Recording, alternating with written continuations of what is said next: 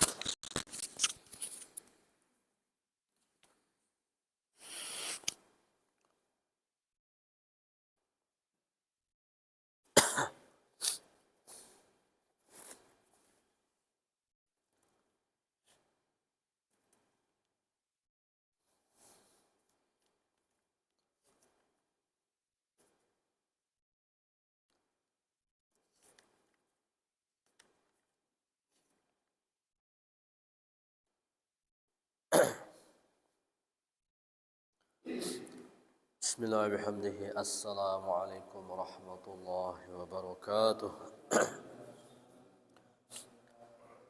Alhamdulillah nahmaduhu wa nasta'inuhu wa nastaghfiruh wa na'udzu billahi min shururi anfusina wa min sayyiati a'malina. Man yahdihillahu fala mudilla lahu wa man yudlilhu fala hadiya lahu. Ashhadu an la ilaha illallah وحده لا شريك له وأشهد أن سيدنا محمدا عبده ورسوله اللهم صل على سيدنا محمد وعلى آل سيدنا محمد اللهم افتح لنا فتوح العارفين وفقهنا في الدين وعلمنا تأويل واجعلنا من عبادك الصالحين رب اشرح لي صدري ويسر لي أمري واحلل عقدة من لساني يفقهوا قولي سبحانك لا علم لنا إلا ما علمتنا إنك أنت العليم الحكيم لا حول ولا قوة إلا بالله العلي العظيم أما بعد قال المصنف رحمه الله تعالى ونفعنا بعلومه وعلوم شيخنا في الدارين آمين. والمقالة التاسعة عن عبد الله بن عمرو بن العاص رضي الله عنهما عن عبد الله وعن عمرو. Jamaah kaum muslimin muslimat, jamaah pengajian yang dirahmati Allah Subhanahu wa taala. Berikut ini kita akan mendengarkan nasihat daripada Abdullah bin Amr bin As radhiyallahu anhuma. Beliau berkata, khamsun, 5 perkara, man kunna fihi, siapa yang ada 5 ini pada dirinya, sa'ida fid dunya wal akhirah, maka dia bahagia di dunia dan akhirat. 5 perkara, siapa yang berada 5 ini pada dirinya, dia akan bahagia dunia akhirat. Awaluha, yang pertama adalah ayyadhkura la ilaha illallah Muhammadur Rasulullah waqtan ba'da waqtin. Hendaklah dia selalu menyebut la ilaha illallah Muhammadur Rasulullah waktu demi waktu. Jadi syarat pertama bahagia dunia akhirat. Dia senang, hobi mengamalkan, membaca, berzikir dengan la ilaha illallah Muhammadur Rasulullah. Ini juga salah satu amalan Abu Bakar As-Siddiq. Abu Bakar As-Siddiq ini benar-benar waktu demi waktu. sehingga beliau kalau ke kamar kecil beliau siapkan kerikil, kemudian kalau masuk dimasukkan ke mulut supaya tidak la ilaha di kamar kecil, saking sudah terbiasanya mengamalkan la ilaha illallah Muhammadur Rasulullah. Nah, ini hendaklah kita jaga. Dari sering kita baca, sering kita dengar bagaimana keutamaan la ilaha illallah Muhammadur Rasulullah. Bahkan ini lapas ini mengalahkan, merobohkan dosa-dosa walaupun penuh dosa dunia bumi dan langit. Sehingga orang yang siapa yang akhir hidupnya membaca la ilaha illallah dakhalal jannah, masuk surga. Luar biasa la ilaha illallah. Nah, ini salah satu yang kita berusaha untuk hobi mengamalkannya. La ilaha illallah Muhammad Rasulullah. Dalam hadis yang sudah kita baca, siapa yang membaca la ilaha illallah Muhammad Rasulullah 100 kali dalam sehari semalam, ja'at yaumal qiyamah, maka dia datang di hari kiamat, wajahnya kal qamar, seperti bulan purnama, terang benderang, bersinar. Jadi itu artinya tanda keistimewaan yang luar biasa. Sehari semalam jaga la ilaha illallah Rasulullah tidak kurang dari 100 kali. Diistiqomahkan, di hari kiamat dia akan datang, wajahnya bagaikan bulan purnama yang begitu indah, terang. Itu tanda, salah satu tanda keistimewaan, tanda derajat yang tinggi, tanda keselamatan.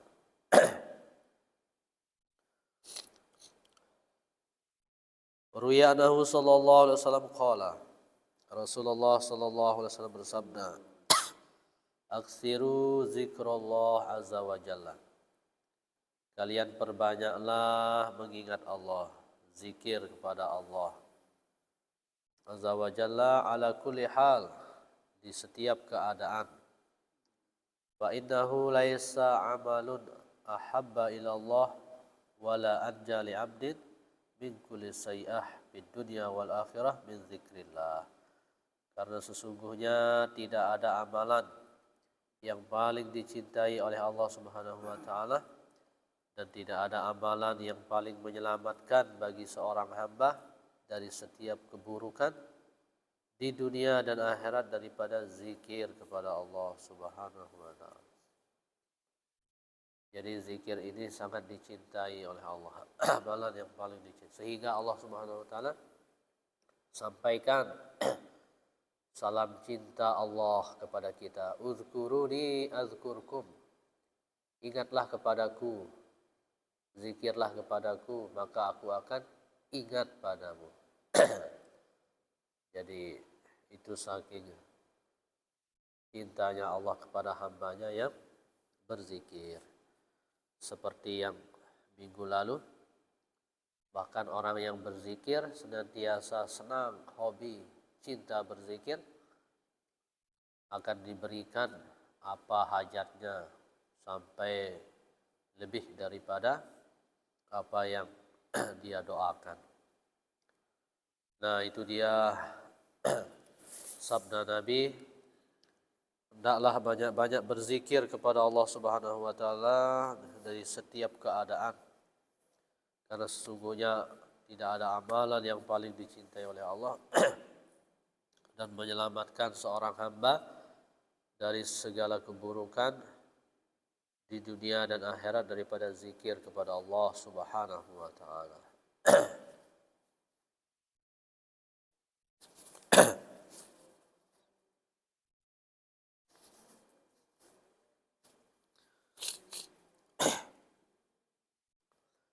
Nah, jadi ini yang pertama. 5 perkara.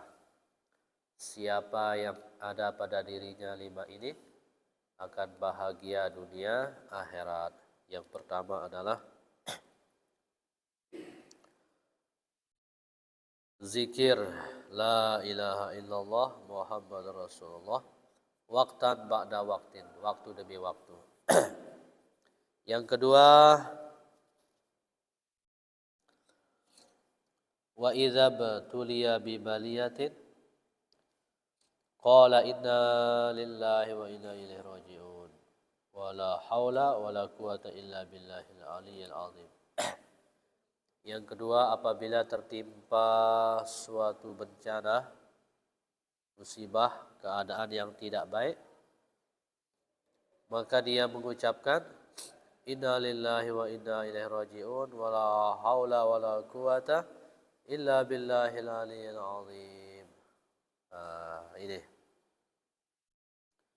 Ini yang kedua, kata Abdullah bin Amr bin As.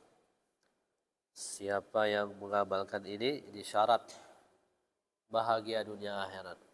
Jika tertimpa musibah, maka ucapkan inna lillahi wa inna ilaihi raji'un wa la haula wa la quwata illa billahil aliyyil azim.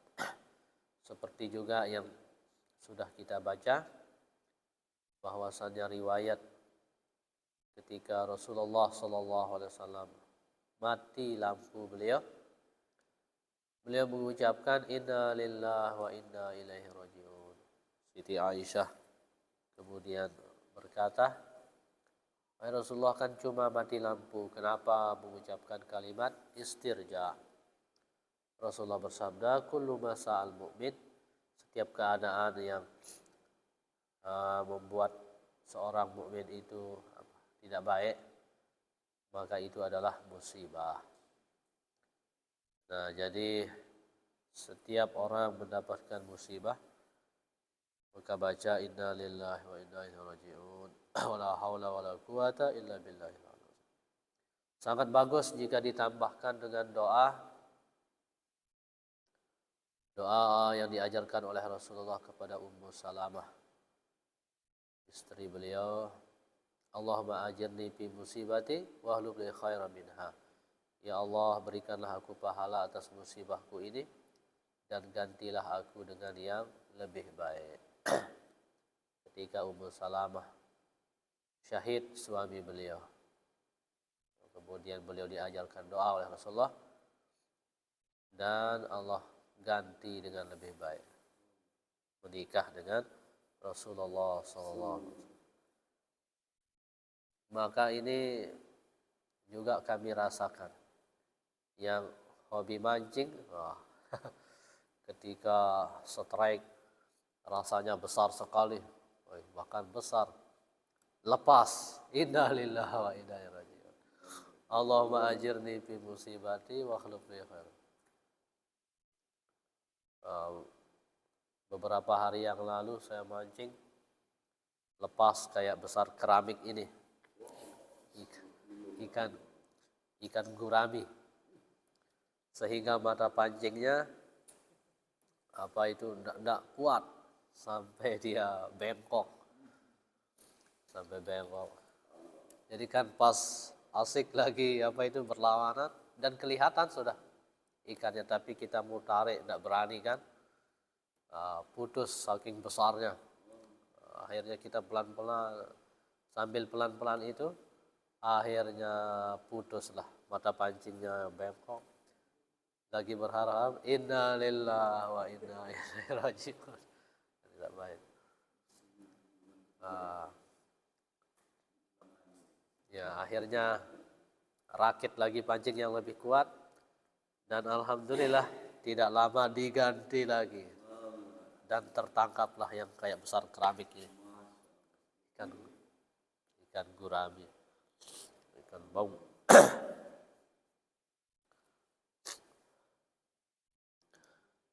Jadi setiap keadaan tidak baik, inna lillahi wa inna ilaihi raji'un.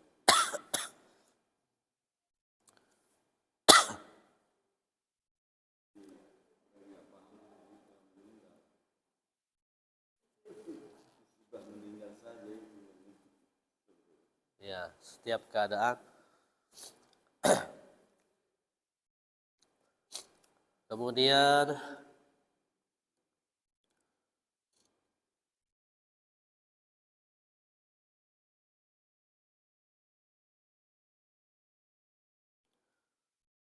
ruya anhu sallallahu alaihi wasallam qala. Rasulullah sallallahu alaihi wasallam bersabda, "La tuksirul kalam bi ghairi dzikrillah." Janganlah perbanyak bicara yang bukan zikir kepada Allah Subhanahu wa taala. Janganlah banyak berbicara yang bukan zikir kepada Allah Subhanahu. Jadi kita berbicara kebaikan itu bagian daripada zikir. Zikir. Kita silaturahim, kita berusaha membahas yang boleh-boleh. Niat kita menghindari menggibah, itu sudah ibadah. Ya, seperti bahas ini olahraga, bahas sepak bola, bahas voli. Kita bahas yang boleh-boleh dengan niat menghindari membahas yang haram-haram. Nah, itu juga bagian daripada ibadah. Sehingga salah satu manfaat yang kita rasakan daripada hal-hal yang boleh itu, hobi-hobi yang boleh itu, ada jalan kita berbicara untuk mengeluarkan diri dari pembicaraan yang terlarang. Ketika sudah mulai masuk kepada pembahasan gibah-gibah, masuk kepada yang suka olahraga, bahas olahraganya. Yang suka mancing, masuk bahas mancingnya. Yang suka musik, nah, itu cara salah satu untuk keluar dari pembahasan yang haram. La tuksirul kalam bi ghairi zikrillah. Janganlah banyak berbicara yang bukan zikir kepada Allah, yang bukan kebaikan. Fa inna kasratal kalam bi ghairi zikrillah, karena sesungguhnya banyaknya berbicara tanpa zikir kepada Allah itu qaswatul qalbi, dapat mengeraskan hati.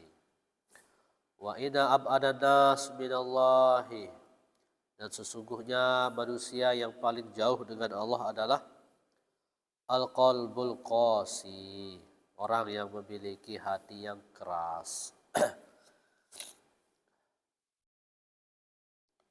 Jadi salah satu sebab kerasnya hati adalah banyak berbicara yang sia-sia, yaitu yang tidak ada manfaatnya. Rawahu Tirmizi. Nah, jadi ini yang kedua. 5 syarat kata Abdullah bin Amr bin As. Siapa yang ada 5 ini pada dirinya, bahagia dunia akhirat. Yang pertama adalah perbanyak membaca zikir la ilaha illallah Muhammadur Rasulullah.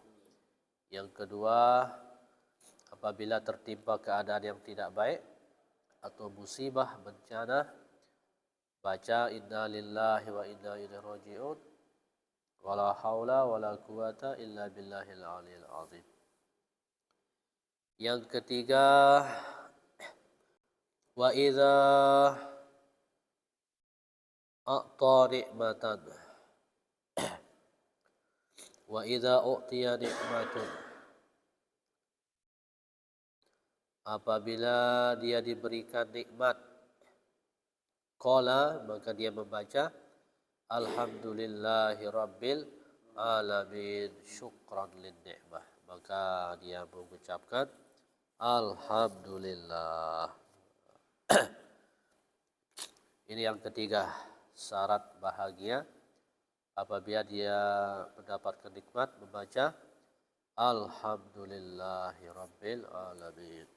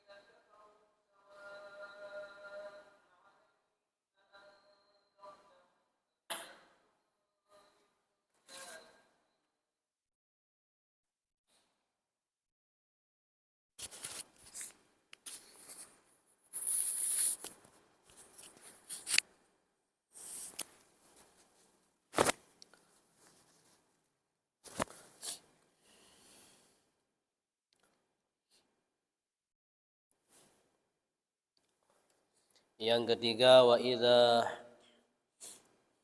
u'tiya ni'matun qala alhamdulillahirabbil alamin.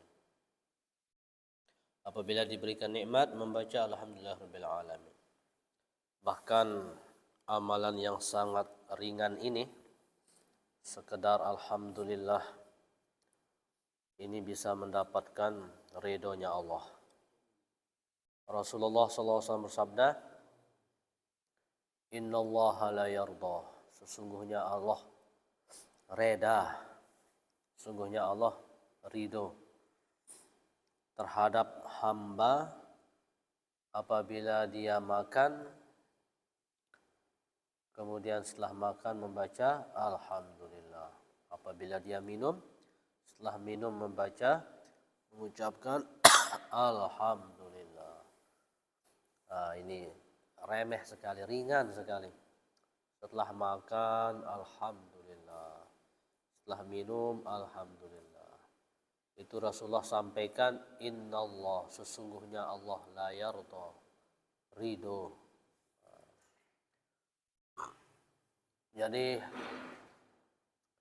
apa yang paling tinggi daripada ridhonya Allah Subhanahu wa taala?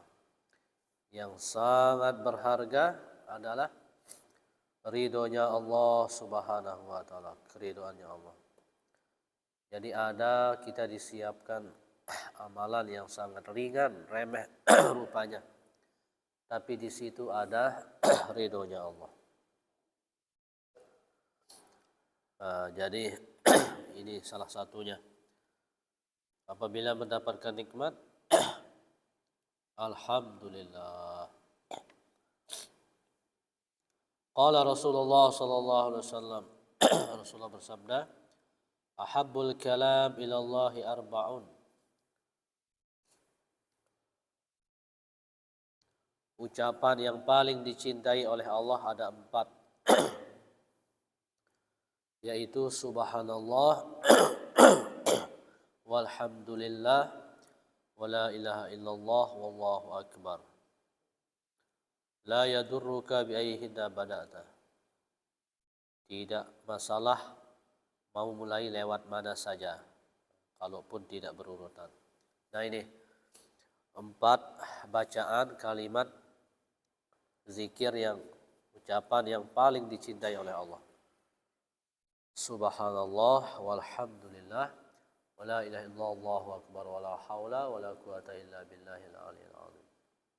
Nah, sehingga apabila kita datang ke masjid, tidak sempat untuk sholat tahiyatul masjid, ini diantara yang kita dianjurkan amalkan 4 kali. Subhanallah, walhamdulillah, wala ilaha illallah, wallahu akbar, wala haula wala quwata illa billahil azim. Itu menyamai sholat sunnah. Juga apabila kita membaca ayat sajadah ketika ngaji, tadarusan, itu kemudian tidak sempat sujud tilawah, ini juga kita dianjurkan baca 4 kali. Subhanallah, walhamdulillah, wala ilaha illallah, wallahu akbar. Ini sangat luar biasa zikir ini. Al-Baqiyatus Shalihat. Akhrajahu Muslim wa Nasa'i, hadis sahih. Wa ruwiya anhu sallallahu alaihi wasallam qala, Rasulullah sallallahu alaihi wasallam bersabda, qulu la ilaha illallah, bacalah la ilaha illallah, wallahu akbar. Wa qulu subhanallah, bacalah subhanallah, walhamdulillah. Wa qulu, dan bacalah tabarakallah, fa innahunna khamsun, karena sesungguhnya itu adalah 5 bacaan, la ya'diluhunna syai'un, tidak bisa ditandingi oleh segala sesuatu. Ini la ilaha illallah, Allahu akbar, wa la ilaha illallah, wallahu akbar, subhanallah, walhamdulillah, tabarakallah. Ini 5 bacaan sabda Nabi, la ya'diluhunna syai', tidak bisa ditandingi oleh sesuatu. Ini amalan yang kita berusaha untuk cintai. Ini yang ketiga. Yang pertama, perbanyak la ilaha illallah Muhammad Rasulullah. Yang kedua, apabila tertimpa keadaan tidak baik atau musibah, baca inna lillahi wa inna ilaihi raji'un. Yang ketiga, apabila dapat nikmat, alhamdulillahi rabbil alamin. Yang keempat, wa idza ibtada'a bi syai'in, apabila memulai sesuatu, qala, bacalah bismillahirrahmanirrahim. Kalau memulai sesuatu jangan lupa bismillahirrahmanirrahim. Jadi Allah berikan kita segalanya. Banyak sekali nikmat-nikmat yang Allah berikan. Kita minum gratis, makan gratis. Kita paling kurang bismillahirrahmanirrahim izin kepada Allah yang memberikan kita. Juga di samping itu bismillahirrahmanirrahim membawa keberkahan. Bismillahirrahmanirrahim mencegah daripada gangguan syaitan. Qala Rasulullah sallallahu alaihi wasallam, kullu amri dhibalin la yabda'u fihi bihamdillah fa huwa aqta.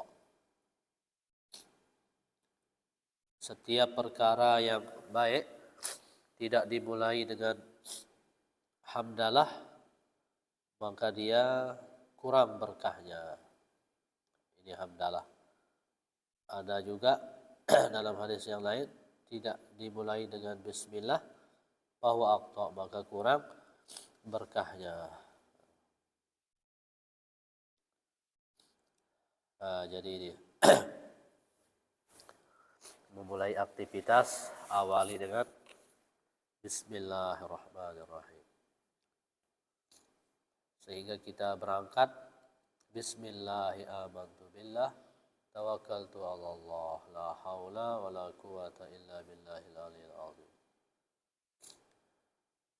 Naik kendaraan juga salah satunya bismillahi majriha wa mursaha.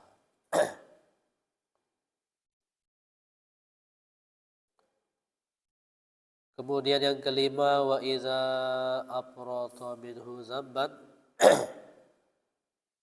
qala astaghfirullahal azim wa atubu ilaih. Apabila tertimpa kesalahan, khilaf, dosa, maka segeralah membaca astaghfirullahal azim wa atubu ilaih.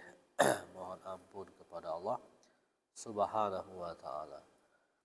An Anas bin Malik radhiyallahu anhu, dari Anas bin Malik radhiyallahu anhu, beliau berkata, qala Rasulullah sallallahu alaihi wasallam, Rasulullah bersabda, ala adullukum ala da'ikum wa dawaikum. Sabda Nabi, maukah kalian kutunjukkan penyakit kalian dan obat kalian? Inna da'akumuz dzunub. Sabda Nabi, sesungguhnya penyakit kalian itu adalah dosa. Wa dawa'akum al-istighfar, dan obatnya adalah istighfar. Rawahu Dailami. Wa 'an Ibnu Abbas radhiyallahu anhuma qala, dari Ibnu Abbas radhiyallahu anhu qala, beliau berkata, qala Rasulullah sallallahu alaihi wasallam, Rasulullah bersabda, man lazimal istighfar, siapa yang melazimkan istighfar, ja'alallahu lahu min kulli dhiqin mahraja, maka Allah jadikan setiap kesempitannya selalu ada jalan keluar. Wa min kulli hammin faraja, setiap kesusahannya selalu ada solusi. Wa razaqahu min haitsu la yahtasib, Allah rezekikan sampai tidak disangka-sangka dari arah mana, berapa jumlahnya. Rawahul Imam Ahmad wa Abu Daud wa Ibnu Majah. Wa an Abi Bakar As-Siddiq radhiyallahu anhu, dari Abu Bakar As-Siddiq radhiyallahu anhu, dari Nabi sallallahu alaihi wasallam qala, Dari Nabi SAW, beliau bersabda, "Alaikum bila ilaha illallah." Kalian peganglah amalan la ilaha illallah. Pegang amalan ini sabda Nabi. Wal istighfar, juga istighfar. Ini pegang amalan la ilaha illallah dan istighfar. Fa'aksiru minhuma, perbanyak keduanya. La ilaha illallah sama istighfar. Fa'inna iblis qala, karena sesungguhnya iblis pernah berkata, ahlaktu nas bizunub, aku celakakan manusia dengan dosa, kata iblis. Wahlakuni bila ilaha illallah wal istighfar, tapi mereka manusia itu mencelakakanku dengan la ilaha illallah dan istighfar. Falamma ra'aitu dzalika, ketika aku melihat itu dilakukan oleh manusia, ahlaktuhum bil ahwa, aku mencoba untuk menggoda lewat hawa nafsunya. Wahum yahsabuna annahum muhtadun, sehingga mereka mengira mereka itu dapat hidayah, padahal mereka sedang berhawa nafsu, mengikuti hawa nafsu. Nah, ini sabda Nabi, pegang teguh amalan la ilaha illallah dan istighfar, perbanyak keduanya. Itu di antara hikmahnya, insya Allah dijaga dari godaan syaitan dan Allah jaga hati kita dalam iman. Nah, ini 5 yang mudah-mudahan bisa kita amalkan. Siapa yang ada 5 ini pada dirinya, bahagia dunia akhirat, kata sahabat yang sudah mencapai amalan ini. Yang pertama, waktu demi waktu selalu perbanyak membaca la ilaha illallah Muhammadur Rasulullah. Sesuai hadis, siapa yang membaca setiap hari 100 akan datang di hari kiamat dengan wajahnya yang seperti bulan purnama indah. Yang kedua, apabila tertimpa musibah baca inna lillahi wa inna ilaihi raji'un. Yang ketiga, apabila dapat nikmat baca alhamdulillah. Yang keempat, apabila memulai sesuatu baca bismillahirrahmanirrahim. Yang kelima, apabila tertimpa kesalahan, hilaf dosa, segeralah mohon ampun kepada Allah Subhanahu wa taala. Selanjutnya kita diskusi, dipersilahkan. Kaitannya dengan zikir, apa caranya zikir itu, bagaimana kalau kita sedang berjalanan atau sedang bekerja, apakah cukup dibatin atau bersuara? Ya. Bentar.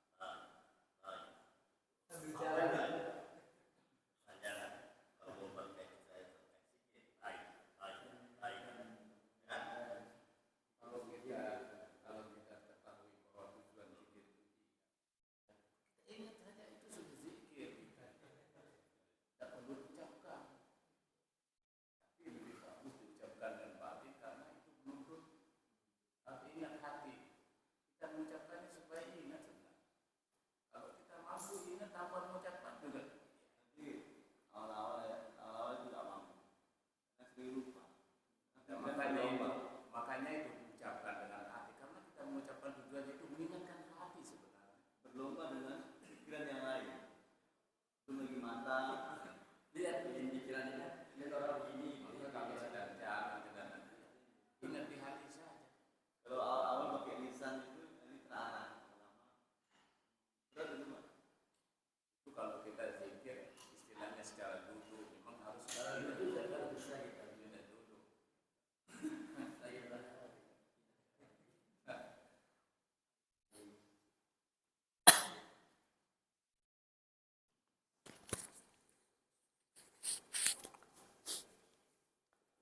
Bagaimana cara zikir ketika beraktivitas? Apakah zikir hati apa lisan? Dalam kaidah usul fikih dikatakan maka kana aksara fi'lan kana aksara fadlan. Lebih banyak perbuatan, lebih banyak fadilahnya. Lebih banyak amalan, lebih banyak pahalanya. Jadi zikir yang semakin banyak dilakukan semakin banyak pahalanya. Zikir hati, zikir lidah, zikir gerakan. Maka banyak ibadahnya, banyak juga fadilah dan pahalanya. Akan tetapi tidak semua aktivitas yang bisa diiringi dengan sambil zikir lisan. Ada aktivitas-aktivitas yang berat yang jika dibarengi dengan zikir lisan bisa jadi aktivitasnya itu menjadi kurang maksimal atau kurang fokus. Misalnya lagi membutuhkan tenaga, kemudian sambil zikir kan susah. Zikir tuh misalnya lagi mencangkul apa. Tapi sesungguhnya ketika dia sudah mulai aktivitas itu membaca bismillah, niat yang baik itu sudah zikir. Nah, selama jika dia tidak zikirnya itu mengganggu kewajiban aktivitas itu, maka afdol sekali dia sambil zikir. Seperti tukang roti dalam kisah bersama Imam Ahmad itu, sambil membuat adonan rotinya sambil astagfirullah. Ini kan ringan. Itu sambil sekedar. Ada yang pekerjaan yang berat-berat yang tidak biasa. Ada juga orang yang berkendaraan cukup dari awal itu bismillah berangkat itu sudah cukup. Tapi kalau bisa fokus zikir sambil kendaraan itu plus lagi. Tapi tidak semua orang. Ada yang nanti kalau dia sambil zikir kurang fokus. Nah, itu kan menyangkut keselamatan. Ada yang justru ketika dia berzikir, di situ dia tambah fokus. Nah, itu kan bagus. Jadi beda-beda tergantung keadaan. Jadi selama bisa dibarengi aktivitas itu dengan zikir tanpa mengurangi kefokusan, kemaksimalannya, maka silahkan, bagus sekali. Tapi kalau dengan zikir lidah akan dapat mengurangi, maka cukup di awal sudah niat yang baik. Bismillahirrahmanirrahim itu sudah bagian daripada zikir. Mungkin ada tambahan, silakan. Ini masalah bismillah. Ini saya dengar orang-orang hakikat ini bilang begini. Kalau kita memaknakan bismillah itu dengan Allah berarti dua wujud. Maka mereka memaknakan bismillah itu dengan atas nama Allah. Bagaimana Ustaz? Cara maknanya.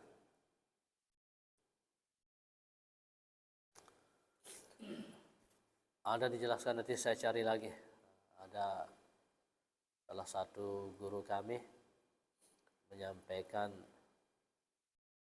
bismillah ini ada tingkatannya. Ada yang sekedar bismillah itu seperti izin lah. Izin kepada bismillah, izin. Misalnya kita minum bismillah, izin kepada Allah Subhanahu wa taala. Ada yang bismillahirrahmanirrahim mengingat Allah sambil meminta perlindungan, pertolongan kepada Allah Subhanahu wa taala. Kalau tidak salah 4 atau 5.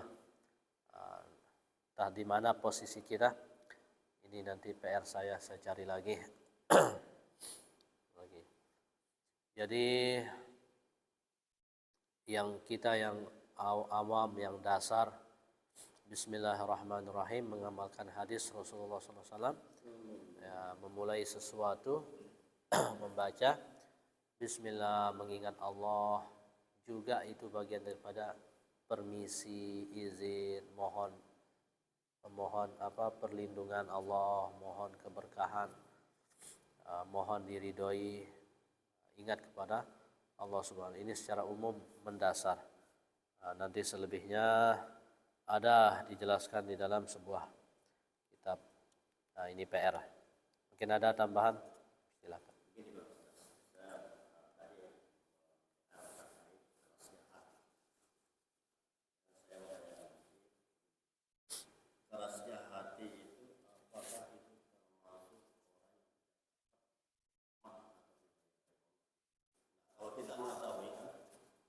kerasnya batu itu berapa dihancurkan dengan benda keras. Baru bisa di alat besar, ya kan Pak ya. Ya. Nah, terus kalau semuanya besi keras bisa dilebetkan dengan alat jarak. Saya tanyakan itu bagaimana untuk melembutkan hati manusia itu dapat dililitkan seperti melilitkan. Oh iya. Masya Allah. Ya. Karena ini terjadi. Ya. Iya, sama ini. Ya. Kita lihat berapa orang sedia. Apa yang menyebabkan sehingga tidak dapat pendapat? Ya. Pertama, hati. Benar, jadi hati itu sabda Nabi, ala wahyal qalbu. Ketahuilah, sesungguhnya di dalam jasad itu ada segumpal daging. Apabila ada juga terjemahan segumpal darah. Iza saluhat saluhal jasadu kulluh. Apabila dia baik, baiklah seluruh anggota tubuh yang lain. Wa iza fasadat, apabila dia rusak, rusaklah seluruh anggota tubuh yang lain. Ala wahyal qalbu. Ketahuilah dia adalah hati.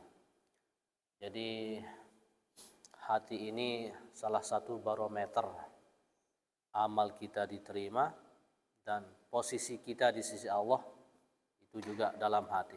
Sehingga ditegaskan lagi oleh Rasulullah, innallaha la yanzuru ila ajsamikum.